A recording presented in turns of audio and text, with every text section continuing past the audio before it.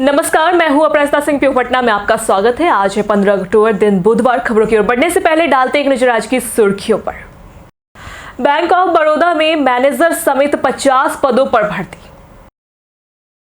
महागठबंधन में बढ़ता असंतोष, वाम दलों ने बढ़ाया कदम।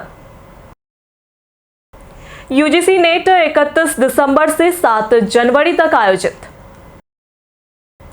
बिहार चुनाव में खिला फूलों का रंगीन चुनावी बाजार। बिहार 10वीं परीक्षा के लिए आवेदन की अंतिम तारीख बढ़ी। चलिए अब बढ़ते 21 बड़ी खबरों की ओर विस्तार से।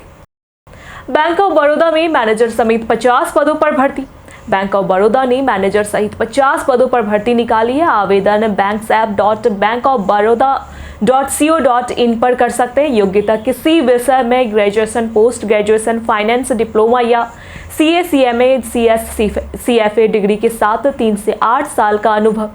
आयु सीमा 25 से 42 साल। आरक्षित वर्ग को छूट। चयन प्रक्रिया में ऑनलाइन परीक्षा, psychometric test, interview, group discussion शामिल है। फीस सामान्य, OBC, EWS 850, अन्य 175। आवेदन करने के लिए वेबसाइट पर career current opportunities requirement link पर क्लिक करें। फॉर्म भरकर फीस जमा करें और प्रिंट आउट रखें। महागठबंधन में बढ़ता असंतोष, वाम दलों ने बढ़ाया कदम। बिहार चुनाव 2025 को लेकर महागठबंधन में सीटों के बंटवारे में देरी से वाम दलों का धैर्य टूटता दिख रहा है। भाकपा माले और माकपा ने अब अपने स्तर पर सीटिंग सीटों पर उम्मीदवार तय करना शुरू कर दिया है। माले ने 2020 में जीती गई 19 में से 18 सीटों पर सिंबल बांट दिया है। माकपा ने मांझी और विभूतिपुर में उम्मीदवार घोषित किए हैं। भाकपा ने 24 सीटों की सूची तैयार की है, जिनमें कांग्रेस और माले की सीटें भी शामिल हैं। समन्वय की सुस्ती से वाम दलों ने नाराजगी साफ झलक रही है। यूजीसी नेट 31 दिसंबर से 7 जनवरी तक आयोजित। यूजीसी नेट दिसंबर 2025 सत्र की परीक्षा 31 दिसंबर 2025 से 7 जनवरी 2026 तक ऑनलाइन मोड में आयोजित होगी। आवेदन प्रक्रिया जारी है और उम्मीदवार 7 नवंबर तक आवेदन कर सकते हैं। आवेदन करते समय दस्तावेजों की जानकारी सटीक भरने की सलाह दी गई है, अन्यथा आवेदन खारिज हो सकता है। परीक्षा 85 विषयों में 2 पालियों में होगी। प्रश्न पत्र वस्तुनिष्ठ होंगे। एडमिट कार्ड परीक्षा से 10 दिन पहले जारी किया जाएगा। परीक्षा के दौरान अनुशासन जरूरी होगा।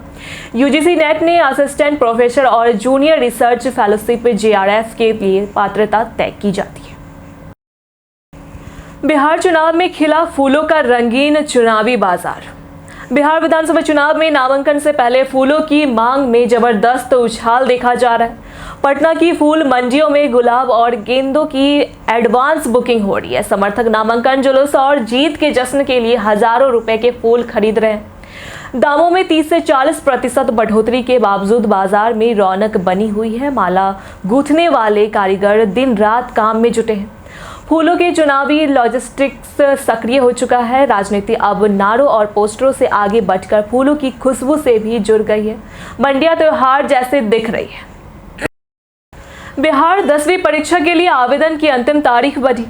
बिहार विद्यालय परीक्षा समिति ने 2026 की 10वीं मैट्रिक वार्षिक परीक्षा के लिए ऑनलाइन आवेदन और शुल्क जमा करने की तिथि बढ़ाकर आवेदन 22 अक्टूबर तक स्वीकार करने का फैसला किया है, जबकि शुल्क जमा करने की अंतिम तिथि 21 अक्टूबर है। इससे पहले आवेदन की अंतिम तिथि 12 अक्टूबर थी। छात्र बोर्ड की आधिकारिक वेबसाइट पर आवेदन कर सकते हैं। जिन छात्रों का डमी सूचीकरण पंजीकरण कार्ड समिति के पोर्टल पर अपलोड नहीं होगा, उन्हें परीक्षा आवेदन भरने और प्रवेश पत्र प्राप्त करने की अनुमति नहीं मिलेगी। फीस जमा करने के बाद आवेदन न करने वाले छात्रों को 22 अक्टूबर तक आवेदन का मौका मिलेगा। पूरे बिहार में पीएम मोदी और अमित शाह की सभाएं। बिहार विधानसभा चुनाव में प्रधानमंत्री नरेंद्र मोदी के पूरे बिहार में सभाएं आयोजित होगी, जिनकी तारीख जल्द घोषित की जाएगी। भाजपा प्रदेश अध्यक्ष डॉक्टर दिलीप जायसवाल ने मीडिया को बताया कि 16 से 18 अक्टूबर केंद्रीय गृह मंत्री अमित शाह भी बिहार में विभिन्न कार्यक्रमों में हिस्सा लेंगे। यह दोनों नेता एनडीए के प्रत्याशियों के समर्थन में जन समर्थन जुटाने के लिए व्यापक प्रचार अभियान चलाएंगे। उनके इन सभाओं से भाजपा को चुनाव में मजबूती मिलने की उम्मीद है। यह रणनीति एनडीए की जीत की राह आसान करने के लिए महत्वपूर्ण मानी जा रही है। पटना में बनेगा 100 बेड का निःशुल्क बाल कैंसर अस्पताल। महावीर कैंसर संस्थान द्वारा पटना में 100 बेड का आचार्य किशोर कुणाल बाल कैंसर अस्पताल बनाया जाएगा, जिसमें 18 वर्ष तक के बच्चों का निःशुल्क इलाज होगा। यह आधुनिक सुविधाओं से लैस भारत का पहला समर्पित बाल कैंसर अस्पताल होगा, जो 2027 तक तैयार होगा। मरीजों को जांच या इलाज के लिए बाहर नहीं जाना पड़ेगा। महावीर कैंसर संस्थान में भी 100 अतिरिक्त बेड बढ़ाए जाएंगे, जिससे कुल क्षमता 900 बेड तक पहुंचेगी। नए डी ब्लॉक में OPD, diagnostic centre, PET, CT scan जैसी सुविधाएं होगी। दिसंबर तक पहला फ्लोर चालू होगा, बाकी चरणबद्ध रूप से अगले 6 महीने में शुरू होंगे। बिहार चुनाव में एनडीए के जोरदार नामांकन अभियान। बिहार विधानसभा चुनाव में एनडीए अपने प्रत्याशियों का ग्रेड नामांकन कराने की तैयारी में है। 15 से 17 अक्टूबर तक नामांकन सभाओं में भाजपा शासित 12 राज्यों के मुख्यमंत्री और केंद्र सरकार के 20 मंत्री शामिल होंगे। भाजपा जेडीयू नेताओं की संयुक्त उपस्थिति से गठबंधन की एकजुटता दिखाने की रणनीति है। प्रचार के लिए 7 हेलीकॉप्टर भाजपा और 3 जेडीयू ने जुटाए हैं। नामांकन प्रक्रिया के लिए 40 वकीलों का पैनल बनाया गया है। एनडीए विकास और विश्वास के नारे के साथ चुनाव मैदान में उतर रहा है और नामांकन को जन समर्थन का प्रदर्शन बनाने पर जोर दे रहा है। पटना मेट्रो में 7 दिन में 48,000 यात्रियों की सवारी। पटना मेट्रो के बैरिया बस स्टैंड से भूतनाथ तक 4.5 किलोमीटर सफर को लोगों ने खूब सराहा। 7 दिनों में करीब 48,000 यात्रियों ने सफर किया, जिसमें 12 अक्टूबर को सबसे अधिक 11,000 लोग सवार हुए। प्रतिदिन औसतन 6,857 यात्रियों को और हर ट्रिप में लगभग 285 लोग मेट्रो में यात्रा कर रहे हैं। लोग सेल्फी और रील्स बनाकर इस अनुभव को यादगार बना रहे हैं। दिल्ली मेट्रो जैसी डबल लेयर सुरक्षा व्यवस्था लागू है। मेट्रो का न्यूनतम किराया 15 और अधिकतम 30 है। सुबह शाम के समय सबसे ज्यादा भीड़ देखी जा रही है। सुशांत के जीजा बने डीजीपी बहन चुनावी मैदान में। सुशांत सिंह राजपूत के परिवार के लिए यह हफ्ता दोहरी खुशखबरी लेकर आया है। उनके जीजा ओम प्रकाश सिंह को हरियाणा का नया डीजीपी नियुक्त किया गया है। ओपी सिंह बिहार के जमुई के रहने वाले हैं और तेज तर्रार आईपीएस अधिकारी माने जाते हैं। वे लेखक और खेल प्रेमी भी हैं। दूसरी ओर सुशांत की ममेरी बहन दिव्या गौतम को भाकपा माले ने पटना के दीघा सीट से बिहार विधानसभा चुनाव का उम्मीदवार बनाया है। दिव्या छात्र राजनीति से जुड़ी रही है और उन्होंने बीपीएससी में चयन के बावजूद नौकरी छोड़कर सामाजिक कार्य चुना। परिवार के लिए यह गौरव और प्रेरणा का क्षण है। थार में निकले छोटे सरकार दिखा चुनावी भौकाल। मोकामा विधानसभा से जेडीयू प्रत्याशी अनंत सिंह उर्फ छोटे सरकार ने बीते मंगलवार को नामांकन दाखिल किया। उनका रोड शो किसी राजसी जुलूस से कम नहीं था। करीब 1000 गाड़ियों का काफिला उनके साथ चला। नामांकन से पहले 50,000 समर्थकों के लिए 2 विशाल पंडाल में भोजन की व्यवस्था की गई थी, जिसमें 1 लाख गुलाब जामुन भी परोसे गए। फूलों से सजी थार में सवार होकर अनंत सिंह निकले थे। 5 बार विधायक रह चुके अनंत सिंह ने चुनावी रणभेरी अपने खास अंदाज में बजाई और मोकामा में एक बार फिर अपना भोकाल दिखाया। फुलवारी दानापुर से पाटलिपुत्र तक डबल रेल लाइन योजना। फुलवारी शरीफ और दानापुर से पाटलिपुत्र जंक्शन तक डबल रेल लाइन बिछाने की प्रक्रिया शुरू हो गई है। दानापुर रेल मंडल ने सर्वे के लिए एजेंसी चयन की प्रक्रिया शुरू की है। प्रत्येक दिशा में 6 किलोमीटर रेल लाइन बिछाने के लिए 28.8 लाख रुपए की स्वीकृति मिली है। सर्वे के बाद डीपीआर बनाकर पूर्व मध्य रेल को सौंपा जाएगा। यह परियोजना रेल मंत्रालय से मंजूरी मिल चुकी है। डबल लाइन बनने से ट्रेनों की रफ्तार बढ़ेगी और उत्तर बिहार आने जाने में सहूलियत होगी। अब इस सिंगल लाइन के कारण आवागमन में विलंब होता है। यह परियोजना यात्री सुविधा में क्रांतिकारी बदलाव लाएगी। 20 विधानसभा क्षेत्रों में घटा मतदान समय, बढ़ी सुरक्षा व्यवस्था।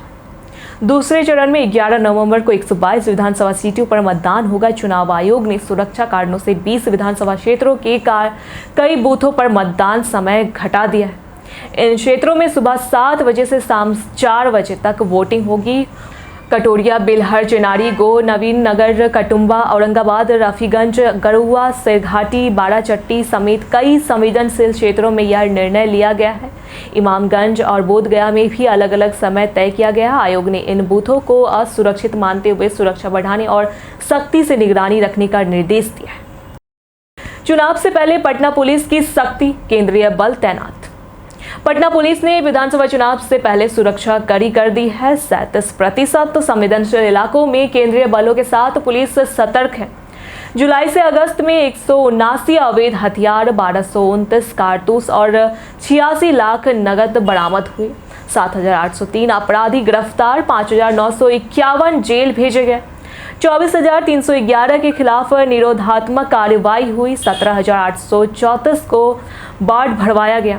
1,398 लोगों को गुंडा पंजी में जोड़ा गया। हर थाना क्षेत्र में स्टैटिक सर्विलांस टीम एसएसटी गठित कर तेज निगरानी रखी जा रही है। एसएसपी कार्तिकेय शर्मा ने कानून व्यवस्था को सर्वोच्च प्राथमिकता बताया। भूतनाथ से पटना सिटी तक खाद्य जांच अभियान। दीपावली को देखते हुए मिलावटी खाद्य पदार्थों की रोकथाम के लिए खाद्य सुरक्षा विभाग ने पटना में कार्रवाई तेज कर दी है। बीते सोमवार को भूतनाथ, कंकड़बाग और पटना सिटी की 5 दुकानों पर छापेमारी की गई। हरिराम स्वीट्स, कन्हैया लाल स्वीट्स, शिवांश लाल स्वीट्स सहित अन्य दुकानों से मिठाइयों और एनर्जी ड्रिंक के कुल 8 नमूने लिए गए।